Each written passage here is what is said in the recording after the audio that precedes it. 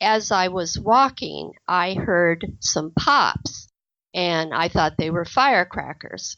And I looked over my right shoulder, and I could see the guard, and they were kneeling, and there was smoke coming out of the ends of their guns.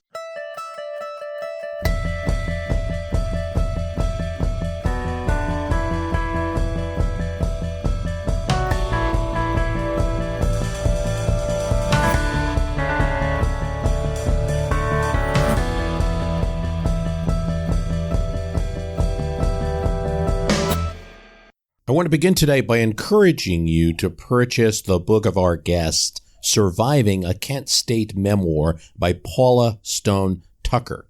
She was a witness to the May 4th, 1970 shootings at Kent State University, and we're going to speak with her today on the program. Her book, Surviving a Kent State Memoir, is available from Sunbury Press. It's on Amazon, or you can get it directly at sunburypress.com. Also want to thank Ohio vs. the World podcast. Once again, we found Alex Hasty's program to be very useful. His very first episode that he did on his podcast is about Kent State, which of course is in Ohio. Encourage you to listen to that program as they go into even more detail. If you like My History Can Beat Up Your Politics and you want more, go to www.myhistorycanbeatupyourpoliticspremium.com and sign up for the extra podcast. There you're going to find some really great stuff in terms of, when we did a podcast recently on the 1988 election, and I just have more that couldn't possibly fit into that cast. So go and sign up for that. You also get some extras like links to things and archives of past podcasts and that aren't out there and other things. So give it a try. www.myhistorycanbeatupyourpolitics.com. On April 30th, President Nixon announces on national television that a massive troop offensive is going to be launched into Cambodia. Tonight, American and South Vietnamese units will attack the headquarters for the entire communist military operation in South Vietnam. This is not an invasion. Cambodia had been a neutral country in the conflict, at least for what most of the American public knew. Now, it does turn out that the North Vietnamese were using Cambodia as a staging ground, and so to avoid American bombers, Nixon wants to root this out. Nixon's approval rating's not very high at this time. He's going to head into this year, 1970, and lose. His party's going to lose seats. They already don't have control of Congress. They're going to lose seats in a midterm, which is going to embolden his opponents. But for a lot of Americans, anger is the reaction. What really triggered everything was Nixon's announcement that he was enlarging the war into Cambodia. And I think that was on April 30th. That's Paula Stone Tucker. She is a retired clinical psychologist who's worked with families, couples, and survivors of trauma and abuse. In her younger days, she was a reporter for the Akron Beacon Journal and the daily Kent Stater. She grew up in Cuyahoga Falls, Ohio, and graduated from Kent State University, and she was a witness to the shootings that occurred there in 1970 that we're going to discuss today. Kent State University, it's not the kind of place that you expect huge operations of student demonstrations to be occurring from. I think it had about 20,000, 25,000 students enrolled at that time.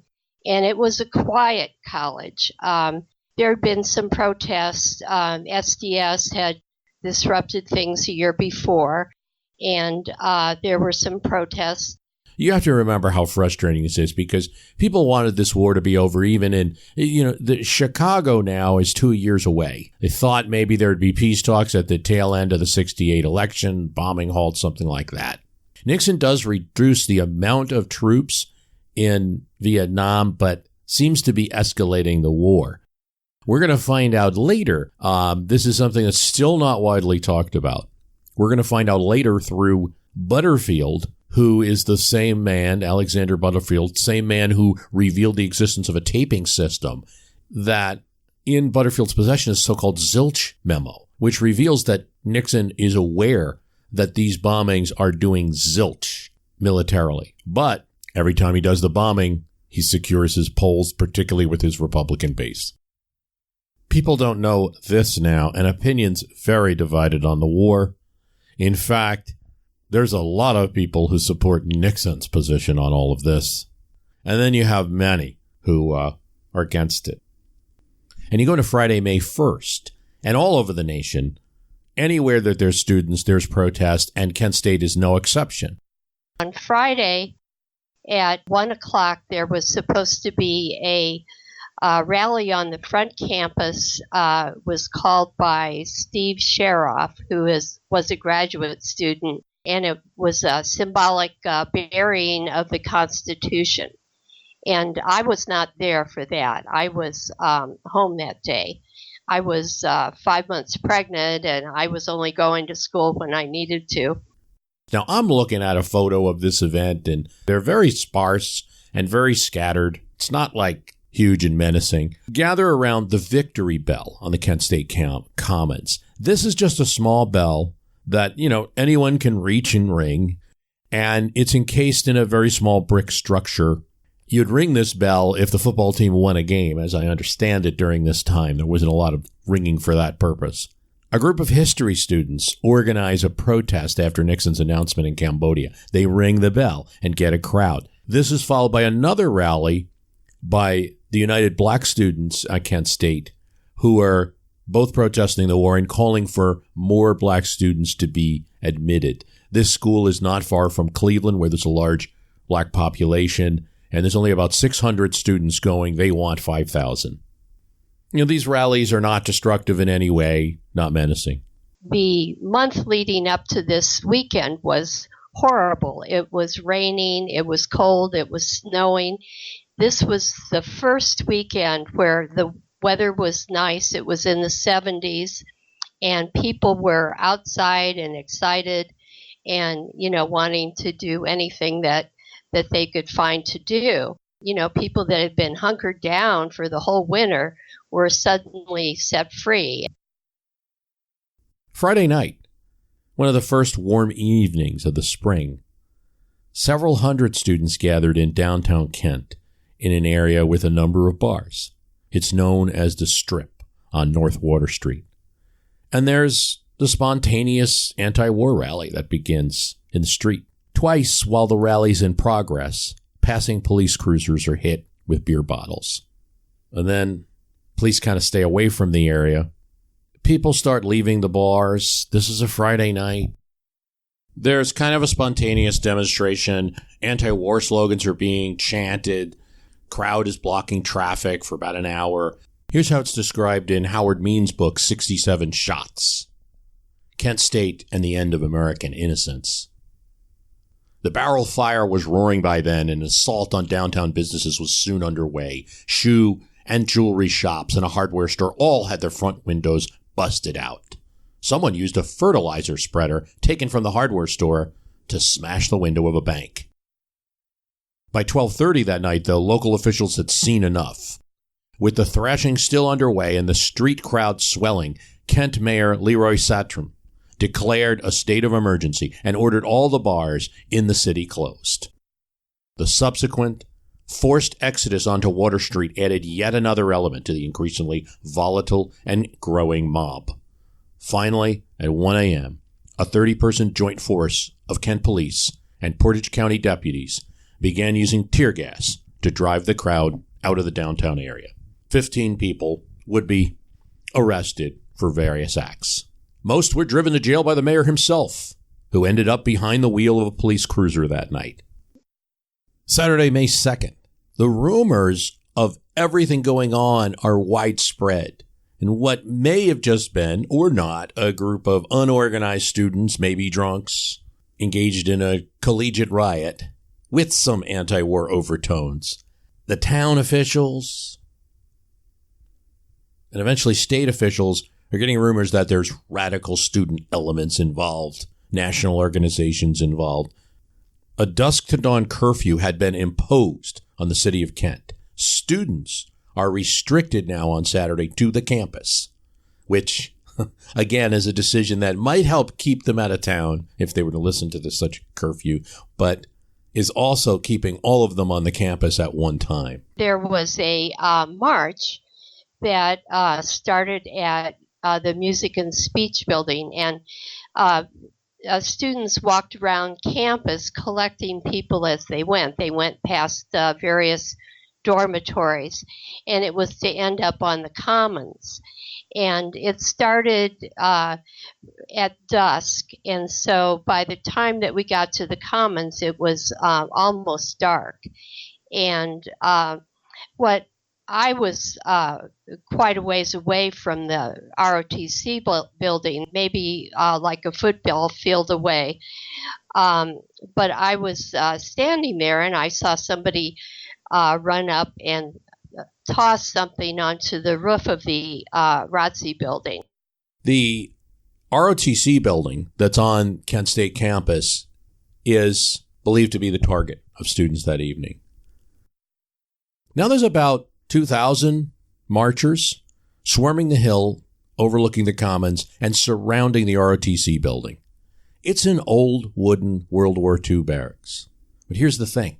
It makes for a great symbol, but it's scheduled to be demolished. And whatever it was, it rolled down and fell on the ground, and everybody around me laughed, thinking that whatever they were trying to do, they weren't accomplishing very much. Well, the guy picked up the whatever it was again. It turned out to be like a Molotov cocktail, threw it, and it went through one of the windows of the ROTC building. And shortly thereafter, the curtains in the ROTC building started on fire, and then you could hear some of the ammunition that was stored inside of the building exploding. And so that was the beginning of the incident. There is some mystery as to what actually went on here. Reports are that plainclothes police who were standing nearby don't make an attempt to stop the students. What I saw happening, there was quite a distance between the road where the fire trucks could park and across the end of the Commons to reach the ROTC building. And so they had their hoses stretched across that. And what I saw was that they started to, shoot water at the building. And then all of a sudden they just kind of picked up their hoses and rolled them up and left. And found out later that what had happened was that it was rumored people had hacked the fire hoses with knives or machetes. It could be that their hoses were slashed. But the blaze does die out. Doesn't, go anywhere else but this old ROTC building. I only saw a few people that were down towards the ROTC building that looked like they had any intention of doing any damage. And really only one person that was, throwing things at the building. And so I'd say on that night, it was a very small group of people that were out to do any kind of vandalism or anything destructive. And everyone else was just out celebrating. And sure, of course, there were people who also were upset about what Nixon had done and were in this march because they were, demonstrating and asserting their rights. Shortly after assessing the situation, Mayor Setrum alerts the Ohio National Guard. And here's what he doesn't do: inform Kent State University officials. And that's going to bring National Guard units eventually from a Teamster strike that's going on over to the Kent State campus. It's not just Kent State. There's going to be 30 ROTC buildings that would be burned nationwide. This is when the National Guard has set up initially on campus The guard did not show up until late on the night of May 2nd, so that most people had dispersed by that time, and we didn't really know that the guard was there until we came back to my husband and I came back to campus on May 3rd to see what the damage was.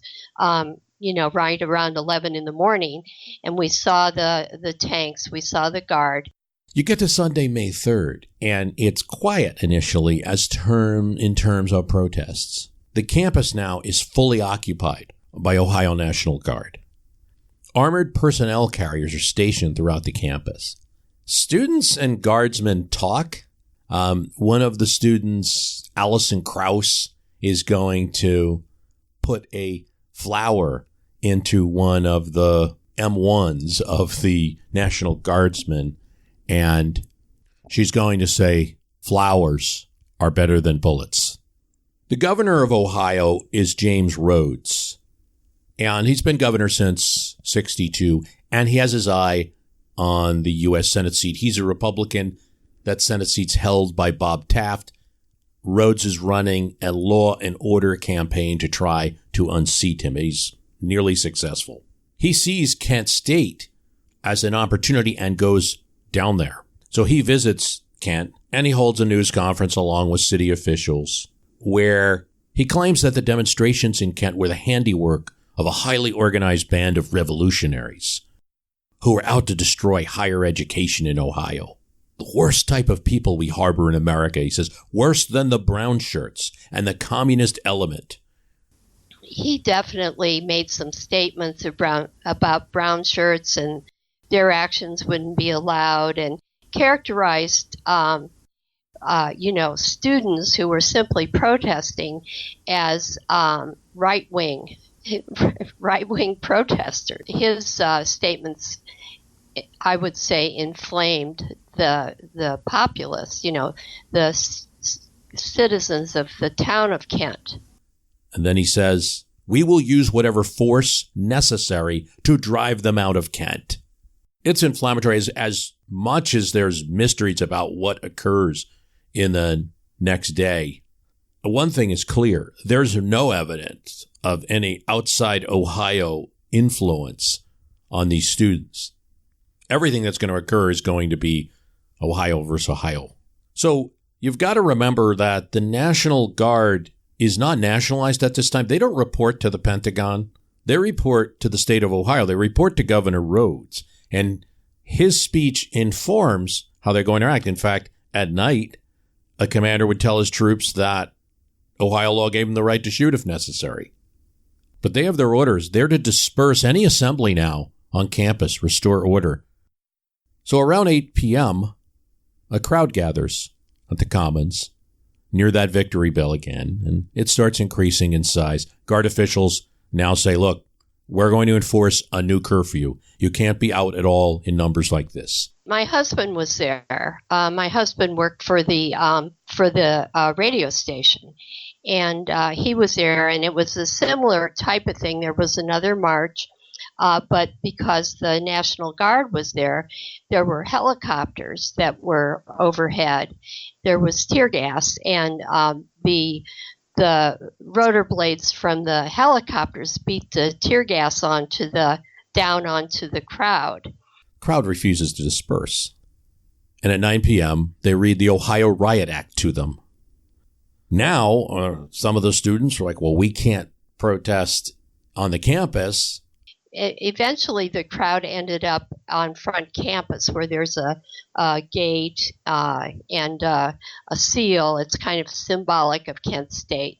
And then students just decide to stay where they are. So they're on the intersection of East Main and Lincoln Streets in Kent, not far from the campus, and demand that the mayor and the KSU president speak with them about the Guard's presence on campus. Why are there armed units on their place of education and where they live? They are assured that the demand would be met. If they just go back to campus, officials will meet with them and talk. But as soon as they do leave, the Guard orders that the curfew would go into effect immediately. They needed to get back to their dormitories. And they they sat down and the guard confronted them there. And in the whatever went on at that time, there were a couple people that were stuck by the guards' bayonets. Tear gas and helicopters with searchlights are going to be a constant presence that night. So when you get to Monday, May 4th, 1970, there's some confusion. State and town officials have met, and some think they've declared martial law. They actually haven't. And as far as Kent State University is concerned, this is a normal day. People that had been gone for the weekend and came back, they really didn't know anything about, what had gone on and whether there was an injunction against going to rallies or anything like that.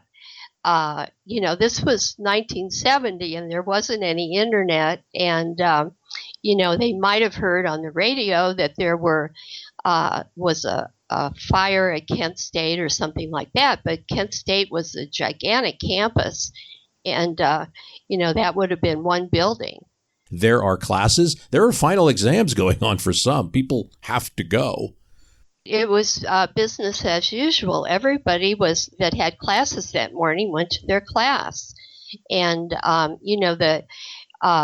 there were classroom buildings on all different sides of the commons, so people would use the commons as a shortcut to walk to their next class, or they'd walk on the pathways that were alongside the commons to get from one side of the campus to the other. I had a lot of jobs that I had to work at in order to pay for my tuition, and so one of them was working for the yearbook. And as part of that, I sold yearbooks to people or took reservations for the yearbooks that would come out later on in the year.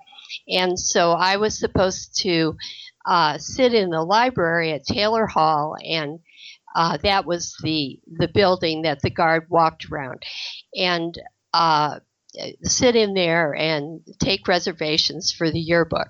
I was inside the building. The building had, heavy windows, heavy doors, and even in spite of all that, I could hear the Commons bell ringing. And the Commons bell was used to call people to rallies. And the Commons bell was right down the hill from Taylor Hall, almost directly below where I was sitting in the library. So I listened to it for a while. It started about 11:30, and finally I couldn't stand it anymore. So I thought, well, I got to go out there and see what's going on. And so I walked out one of the doors of Taylor Hall, and there were lots of people standing around, kind of milling about right on this sidewalk in front of Taylor Hall that faced the Commons. So I stood among them. There were sorority girls that were standing there, and I was shocked because in the past there'd been kind of a divide between the Greek societies, this fraternities and sororities, and the hippies or the freaks, as they called them. And so that the sororities and fraternities were not really committed to the anti-war movement as far as I knew. But these girls were there in their sorority sweaters with their pins on, and they were yelling, these epithets at the guard. Of course, the guard was, across on the other side of the Commons, couldn't really hear them. Though there's no official martial law, the National Guard is resolved to disperse any assembly that comes on the Commons. And so when noon approaches and the size of the crowd increases to 1,500, some of them are just watching. Others are specifically protesters, protesting now both Cambodia and the National Guard on their campus. You might picture it this way if you're on an airplane above. You've got a large building, modern for its time, Taylor Hall, which you could say is upper left. Behind it is that bell we discussed. It's slightly down an incline.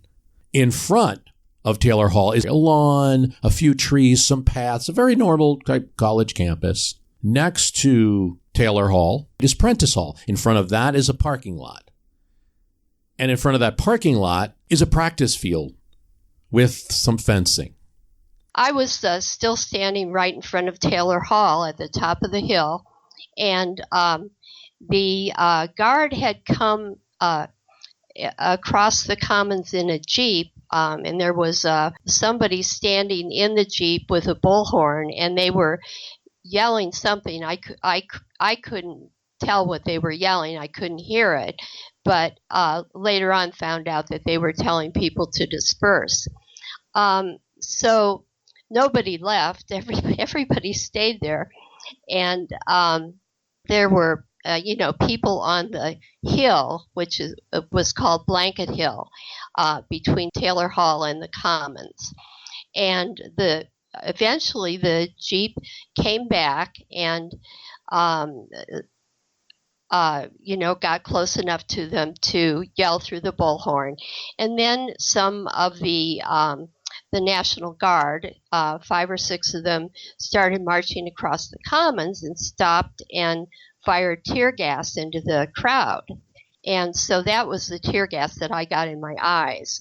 At first, it didn't go off, and somebody picked up a canister and threw it back, and everybody in the crowd laughed. And then they eventually got the tear gas to disperse, and it flowed up the hill, and that was the tear gas that I got in my eyes. And I'd never been tear gassed before, so it hurt, it burned, and I ran into the building and tried to wash my eyes out in the bathroom.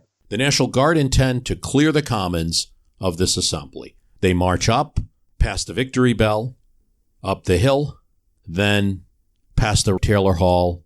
They intend to circle. The National Guard sweeps towards the practice field, throwing tear gas canisters. Rocks are being thrown at them. In some cases, they're throwing rocks back. And by the time that I came back out, the crowd was gone. And I wasn't really sure where they'd gone, so I kind of walked down to the end of the building and looked. And as I looked up the hill towards what's called the pagoda, I saw the last of the demonstrators going over the hill. So I figured, everybody went over to the other side of Taylor Hall. And if you don't mind, if I could just ask you, your feelings at the time, how much of this is the journalist? How much of this is the anti-war protester or anti-war sympathizer? And how much of this is, hey, I'm just on college today and something's going on and I need to see? Well, it was, say, 90% of the latter. It was, wow, what's going on? This is crazy. I've never seen anything like this before. And isn't this a great time? We're out here, we're protesting. And I wasn't really protesting. I was 5 months pregnant at the time. And I was just kind of watching to see what would happen. And so that was my main mindset was, this is kind of like a picnic, like a carnival atmosphere, like a panty raid. And then a small part of it was the journalism training of, let's watch what's going on here. And I've heard other accounts like that it's like there was a small portion of National Guard compared to the amount of students, let's say, at least initially before the tear gas, and a lot of dispersed after the tear gas. And so there was this kind of didn't seem like the type of atmosphere where something else was going to happen. Right. I thought when they hit the chain link fence and they turned around and came back, they stopped in the middle of the field and kind of stood there. And when they reach the practice field, there's an agreement on this. They lower and aim at the students. They're aiming their weapons. Some of the students, do have some experience with hunting or the military, and they describe this as an extremely unusual action. I did see, a couple people a couple guardsmen kneel down and aim their rifles. But I didn't think anything of that because I had seen them do things like that, over the weekend. And they remain in this position on the practice field, this kind of military position, for about 10 minutes. But they're up against a fence, and a parking lot where there's a lot of cars. It's not going to make for marching. So they turn and go back from whence they came, back towards Taylor Hall, with students jeering, chanting, throwing rocks. There's dispute about the rocks, by the way, the size of the stones. Some say they were very small. These officers had helmets. They had masks, so they couldn't be affected by the tear gas. And so then they got up and they started walking back towards the Taylor Hall, and they went up the hill beside Taylor Hall. And so I went up the hill, and when I got to the top of the hill, I saw that the guard had marched onto the practice football field. And at the edge of this field, there's a chain link fence. And so I knew that they weren't going to be able to keep going once they got to the fence. They were going to have to turn around and come back. So I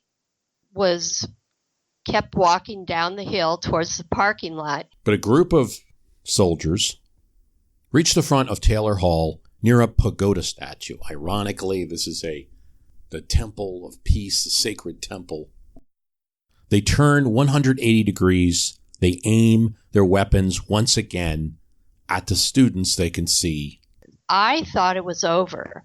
And so I was about, at that point, I was kind of parallel to where the metal sculpture was. And the metal sculpture is about 100 yards away from the guard where John Cleary was shot. But, of course, nothing had happened at that time, and I just kept on walking. And as I was walking, I heard some pops, and I thought they were firecrackers. And I looked over my right shoulder, and I could see the guard, and they were kneeling, and there was smoke coming out of the ends of their guns. So I had a dress on, and where I was all dirt and grass and sticks and stones, and I thought, well, gee, those have got to be blanks, but maybe they're not. Maybe I should lay down. And so I didn't want to lay down on the dirt, so I walked over to a set of stairs that went up to Taylor Hall, and I lay down there. And so in the pictures, that's where I am, and you can see me standing up after the shooting has stopped. So by the time I got to the stairs, the shooting was almost over. It's so quick. 13 seconds, 67 shots. I stood up, and I was closest to where Jeffrey Miller lay. And I saw him laying on the ground, and I thought, oh, he tripped. He hit his head because there was a little trickle of blood coming out from the side of his head. I looked around, and I could see there were other people laying on the ground. And I just thought, well, this is weird. How could so many people trip? And so I started counting. And I counted maybe 4, and then I would get up to 5 or 6, and I think, well, this can't be right. There, not that many people would have tripped, and I'd restart, count again, and by that time, somebody had come over and flipped Jeffrey Miller over, and I could see that his face was shot away for the most part. Half of his face, and I was like, oh my God, they're bullets. They were using bullets. And so then I started counting again, and I could see where John Cleary was. He was circled by a group of students, and there were other students who kind of sprang into action. There's a classic photograph which is showing a woman screaming next to the body of Miller. Her agony is caught. It turns out she's a 14-year-old young woman who has run away from home.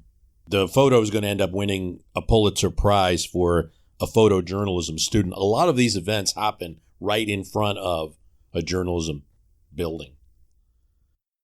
Sandra Schuer and William Schroeder are merely going to classes, and they're shot. They're having no part in the protest. Schroeder, though he's against the war, is there on an ROTC scholarship. Alison Krauss is the woman that some time ago we mentioned had put a flower into the M1 barrel of a National Guardsman. Shot. Is dissent a crime? A World War II veteran, father of Alison Krauss. Have we come to such a state in this country that a young girl has to be shot because she disagrees deeply with the actions of her government? Dean Kahler was interviewed in the Ohio vs. the World podcast, which I highly recommend. I remember jumping on the ground, covering my head, and hoping I wouldn't get hit. Then I realized that all these bullets were hitting the ground around me, and I'm wondering, why are they shooting at me? I haven't done anything. I'm almost 100 yards away from these people. And the bullets were actually, I could hear them going zip right into the ground. And then I thought, oh, God, this isn't good. And then all of a sudden I got hit. And it felt like a bee sting. It burnt. And I didn't roll over and flail and flop around like you see in Hollywood. I mean, it was just like, it was almost instantaneous. I knew exactly what had happened to me. At first, there was, to me, it seemed like there was dead silence after the shooting. And as people slowly stood up and realized what was going on, then some people started screaming, and other people just kind of sprang into action and kind of circled around people that were injured so that to give them air was the idea, and don't lean over them and make things worse. A call for desperate call for help. There are no National Guard medics to treat any of the wounded. They have to call for ambulances. Students are trying to help students. You're a psychologist, and you help people with trauma now. Does the fact that you happen to have turned out to have participated or been there for a historic event, does it change the level of trauma that you experience? So does it change it at all, or is it still just kind of a very traumatic event for you? Well, it was a traumatic event. That there's research on what are the most damaging parts of being a traumatic event, and one of the things that lessens it is if you don't personalize it. If it's not somebody shooting at you because they mean to kill you. And so in my mind, I always thought, gee, my husband told me not to go, and I went anyway. And, I was here by accident, and it was a mistake that I was here. So that, I think, lessened the impact of the event. And it wasn't something that was a lifelong devastation for me. Other things are, being trapped for a long period of time, and this was just, a matter of moments. And then having something happen to you repeatedly, those are the kind of the aspects of trauma that can be very damaging. And so this was not repeated either. These students who were shot, you take like Sandra Schuer, were not right in front of the soldiers. She's 130 yards away.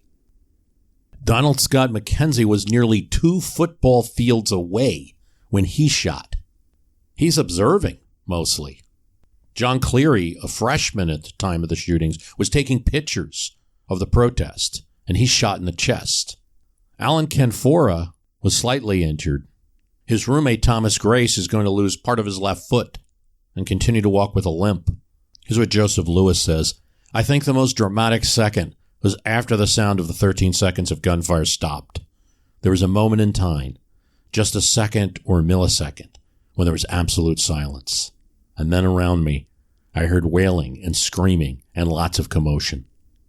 The moment of silence after the gunfire stopped and before the students' reaction was a very dramatic pause. Alan Canfora, I remember it very clearly. If you go through something like that, you can't forget it. I was shot. I was stunned. It seemed like a bad dream. People were screaming out. People were calling for ambulances. And the National Guard is not finished. They plan to continue to clear out more students that are assembling and watching. It takes some of the peace marshals, faculty members that were respected by the students, who, after consulting with the National Guard and finding that they're not backing down, even after the shooting, to get them to disperse. The public address system finally barks. By order of President White, the university is closed. Students should pack their things and leave the campus as quickly as possible. County prosecutor obtains an injunction closing the university indefinitely. It's going to be closed until the summer session. We don't know why these guards have been fired. I mean, there's been countless investigations. It took too long to really investigate things deeply. Student accounts are that the National Guard had no reason. Some guardsmen claim that they fired out of fear for their lives. Sergeant Lloyd Thomas said there was a real possibility that I could be injured. He said he fired strictly to issue a scare tactic, like showing power with a big noise. Staff Sergeant Barry Morris said the students were bent on overtaking us. I was scared to death. So we don't get a lot of opinion from those who were guardsmen at the time because for the next 10 years or so, they were wrapped up in litigation and also under strict orders not to talk. But since then, there have been guardsmen who have submitted to interviews, who have made comments. Some have spoken anonymously. The Kent State Library Project has interviews from a few of them. Lacking time for proper permissions, I can't run them for you, but I do have some summaries based on listening to some of the guardsmen's accounts. I think largely they were there to do a job, to follow instructions as best they could. There were people who were factory workers, farmers, teachers. Some of them were even Kent State students who also were in the National Guard. They report being ill-equipped, gas masks from the Korean War, World War II, uniforms that didn't always match. It depended what platoon you were in. They were tired. Their training really varied. Some of them were very well trained. Some of them received training so that they would be ready to go to Vietnam. Others were, joining the National Guard mostly to get out of Vietnam service and weren't adequately trained. Even those that were trained more for things like guarding buildings if there was a riot or something like that. Not so much for actually quelling a disturbance, and certainly not for operating on a college campus. That being said, it appears some of the guardsmen were bitter about what the students were doing, about the demonstrations, about the statements they were making, certainly about being jeered because they were wearing green. However, others report that there really was no let's get them mentality. They were mostly there to do a job, and they're under very strict instructions. And one thing that I don't think is made clear, one Guard member described the pressure that Ohio National Guard people were under, especially those that are in the Guard to, say, get out of Vietnam, right? In a lot of cases, there are also other reasons to join, to pay for school, earn some money.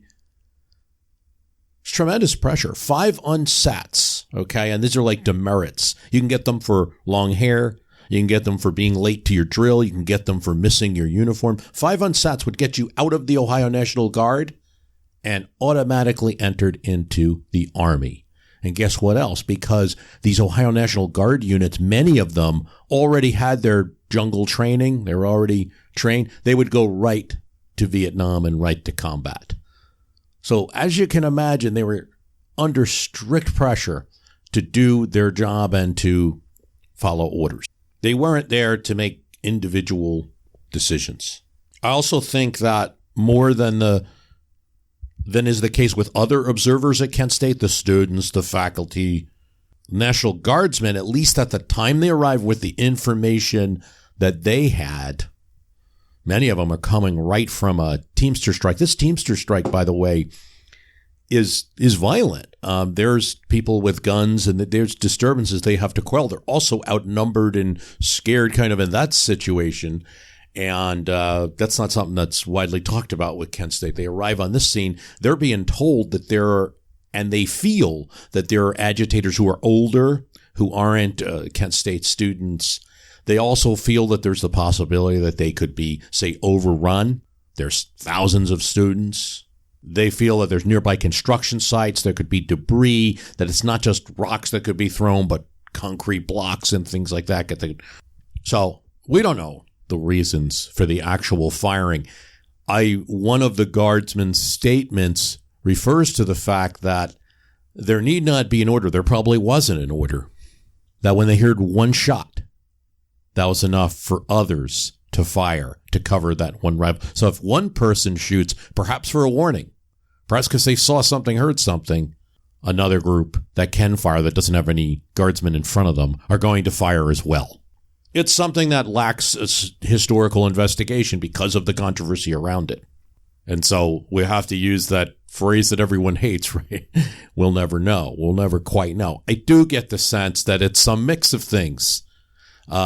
Mix of confusion, some fear, and also frustration and being mad at the students.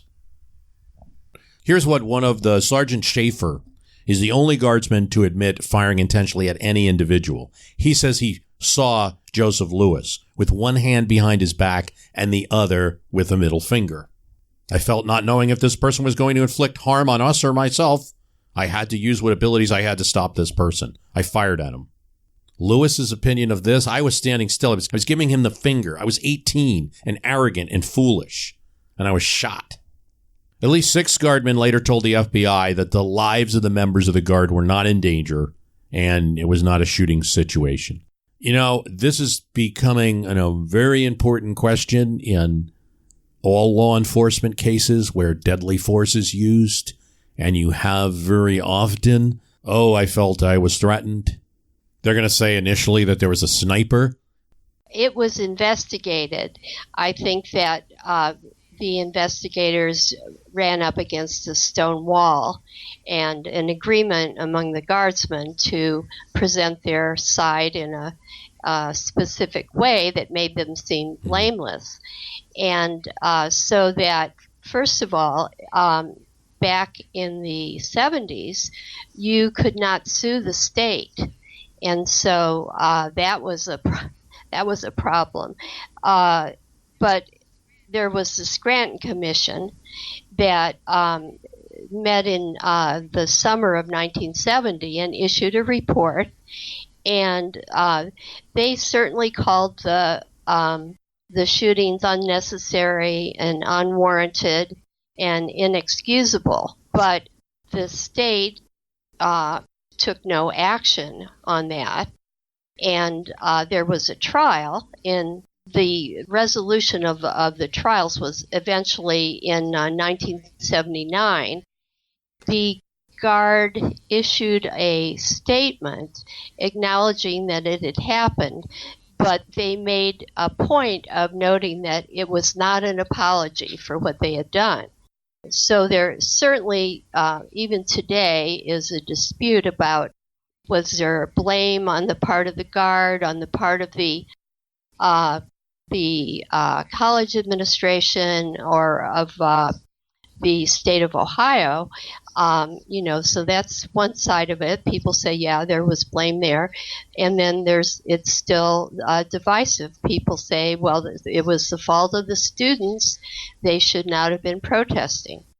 So I don't think there's ever been a resolution of that. And there's still questions today about, what actually happened. Why did it happen? Did the guard plan this in advance? Did Governor Rhodes escalate things with his statements in an attempt to win the primary? Were the students' rights violated, their First Amendment rights? It certainly helps enlarge the cause of the anti-Vietnam War movement According to at least one of the National Guardsmen on the scene, he insists that this made them very less likely to use the National Guard in the future, that it had a cautionary tale about using the National Guard. All the people in the story, Rhodes is going to be elected and reelected governor. He's going to serve all the way till 82. People generally are not, how we feel today about Kent State is not how people even in the area felt. And 11 days after the events at Kent State in Jackson, Mississippi, students at Jackson State are protesting on Lynch Street in that town. It's named after a congressman from the Reconstruction, also an author, historian. When there are protests there and police fire 100 rounds of bullets, actually last longer, about 30 seconds of fire, and include shotgun fire. 2 students are killed, 12 are wounded. There were no arrests in connection to the deaths of Jackson State, just like at Kent State. The President's Commission on Campus Unrest said that the 28-second fusillade from police officers was an unreasonable, unjustified overreaction. To this day, the university has renamed the area Gibbs Green Plaza after the 2 people, Philip Lafayette Gibbs and James Earl Green, that were killed. Now, Paula Stone Tucker's book is not just about Kent State. And again, I want to urge you, it's called Surviving, a Kent State Memoir. Is really the reason that I wrote the book, was to describe all of the challenges that I faced and to let people know that you can overcome significant challenges. And so the hope was that people that were in abusive relationships or that had financial devastation or, other types of problems could relate to this and maybe see a way through for themselves. It's available from Sunbury Press, www.sunburypress.com. It's also on Amazon. And, you can learn from history by reading, say, another book about Lincoln, another book about Churchill, right? But another way to learn about history is from people who were there, who lived their ordinary life, or in the fact of Paula Stone Tucker, a kind of extraordinary life and a challenging one, and talks about beating those challenges, which I think would be rough for any of us. I did want to mention the cover of the book, and that's another photograph by John Philo. John Philo was a fellow student at Kent State, and he's now vice president of photography for CBS. And he's the person that took the famous photo of Mary Vecchio screaming over the body of Jeffrey Miller. And so this was just another one of his photos, and he allowed me to use it on the cover, for which I'm very grateful. If you really want to get a sense of what it was like then, I think it's a good book to read. Do we have the capacity to even understand the 1960s and the early 1970s, to understand the Vietnam War era? We're getting farther and farther away from it, and I hope that it's not just the costumes and the music that we remember. It might be hard for them to understand what was going on then, but I think there are great parallels to today and what's happened with the government. So they would, I think they would be able to relate from the standpoint of how they feel about the government now, and that was very similar to what things were like in 1969, 1970. I want to thank you for listening, and there's much more to be had on the extra podcast for My History Can Beat Up Your Politics, www.myhistorycanbeatupyourpoliticspremium.com.